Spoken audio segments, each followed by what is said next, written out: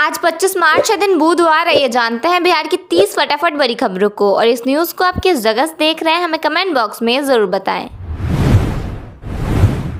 मोकामा में अनंत सिंह ने सूरजभान को चुनौती देते हुए रोड शो किया। इस दौरान पूर्व सांसद ने पेट्रोल पंप तक पैदल मार्च भी किया।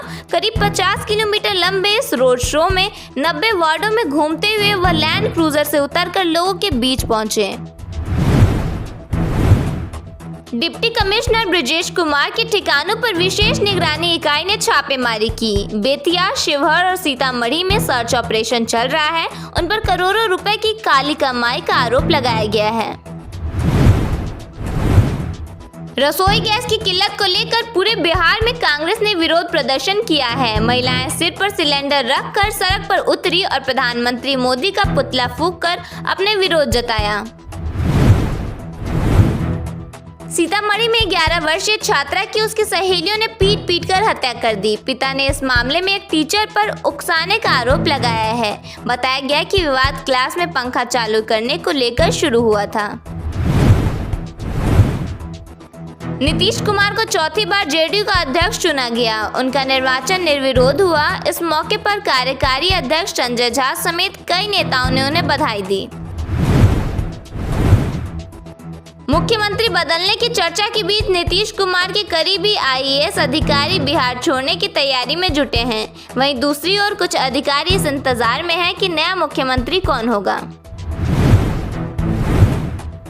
उत्तर प्रदेश के प्रयागराज में कोल्ड स्टोरेज की इमारत ढहने से बिहार के 3 मजदूरों की मौत हो गई। मृतकों में मामा भांजा भी शामिल हैं। चश्मदीदों के मुताबिक धमाका इतना जोरदार था कि बम फटने जैसा लगा।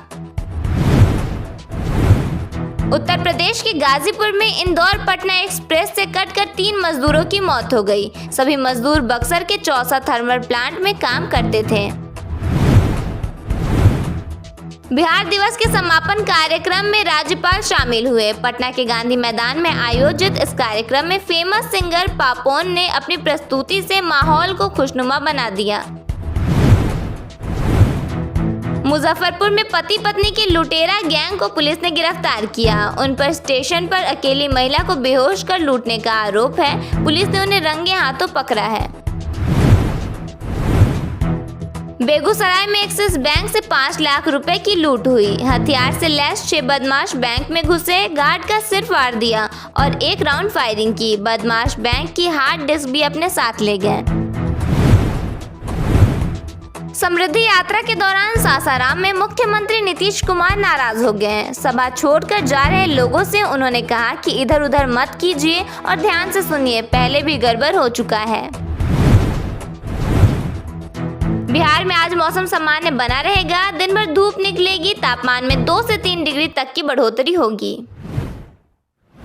बिहार सरकार को मसूर की सरकारी खरीद की मंजूरी मिल गई है। रामकृपाल यादव ने जानकारी देते हुए बताया कि रबी 2026 सीजन में 32,000 मीट्रिक टन मसूर की खरीद न्यूनतम समर्थन मूल्य पर की जाएगी, जिससे किसानों को सीधा लाभ मिलेगा।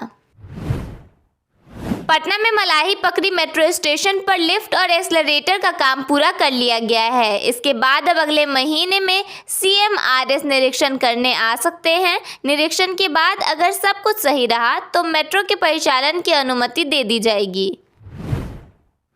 नालंदा के एकंगन सराय के तेल्हारा में बिहार का पहला जीविका दीदी हाट शुरू हुआ है। यह हाट ग्रामीण लोगों को स्वस्थ और स्वच्छ पोषण युक्त खाद्य सामग्री उपलब्ध कराएगा। स्थानीय स्वयं सहायता समूहों की जीविका दीदियों द्वारा संचालित यह पहल महिलाओं को रोजगार और किसानों को बाजार प्रदान करती है। केंद्र सरकार ने घरेलू LPG बुकिंग नियमों में महत्वपूर्ण बदलाव किए हैं। अब सामान्य उपभोक्ता 25 दिनों के बाद ही दोबारा गैस बुक कर सकेंगे, जिससे पहले की लंबी अंतराल की बाध्यता समाप्त हो गई है। बिहार में ट्रैफिक व्यवस्था को स्मार्ट और सख्त बनाने की दिशा में बड़ा फैसला लिया गया है। बिहार पुलिस के अपर पुलिस महानिदेशक सुधांशु कुमार ने बताया कि राज्य के 27 जिला मुख्यालयों में अब ट्रैफिक नियमों के उल्लंघन पर ऑनलाइन चालान काटे जाएंगे। इसके लिए आधुनिक ANPR कैमरे और ट्रैफिक सिग्नल लगाए जाएंगे। निशांत कुमार ने अपने पिता नीतीश कुमार के शासन की सराहना करते हुए कहा था कि 2005 से पहले बिहार में अराजकता का माहौल था, जिसे उनके पिता ने बदल दिया। इस पर प्रतिक्रिया देते हुए नेता प्रतिपक्ष तेजस्वी यादव ने कहा कि 2005 से 2025 के बीच बिहार में अपराध की दर में अप्रत्याशित बढ़ोतरी हुई है। उन्होंने चुनौती देते हुए कहा कि सही स्थिति जानने के लिए किसी के बयान नहीं, बल्कि सरकारी आंकड़े देखने चाहिए। तेजस्वी यादव ने अपनी बात को मजबूती देने के लिए नेशनल क्राइम रिकॉर्ड ब्यूरो के आंकड़े का सहारा लिया। उन्होंने दावा किया कि अपराध के मामले में बिहार आज देश में उत्तर प्रदेश के बाद दूसरे स्थान पर पहुंच गया है। उन्होंने आरोप लगाया कि सरकार कानून व्यवस्था संभालने के बजाय केवल पुराने दौर की दुहाई देकर अपनी विफलताओं को छिपाने की कोशिश कर रही है।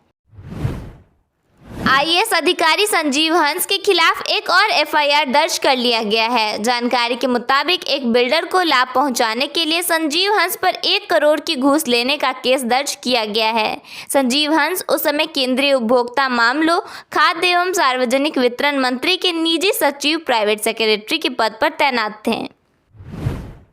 बिहार में निगरानी विभाग भ्रष्ट अधिकारियों पर कार्रवाई करते हुए शिवहर के उप विकास आयुक्त ब्रिजेश कुमार के खिलाफ केस दर्ज कर लिया है। विशेष निगरानी इकाई ने उनके कई ठिकानों पर छापेमारी की है। उन पर आय से अधिक संपत्ति रखने का आरोप है। जांच में करीब 1,84,32,900 रुपए की अवैध संपत्ति का मामला सामने आया है।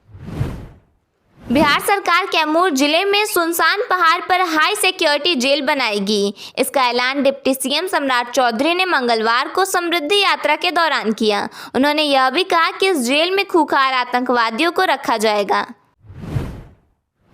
पटना एयरपोर्ट से नवी मुंबई और पुणे के लिए सीधी फ्लाइट सेवा शुरू होने जा रही है। 29 मार्च से नवी मुंबई और 30 मार्च से पुणे के लिए यह नई सेवा शुरू होगी, जिससे यात्रियों का सफर पहले से कई अधिक आसान और सुविधाजनक हो जाएगा।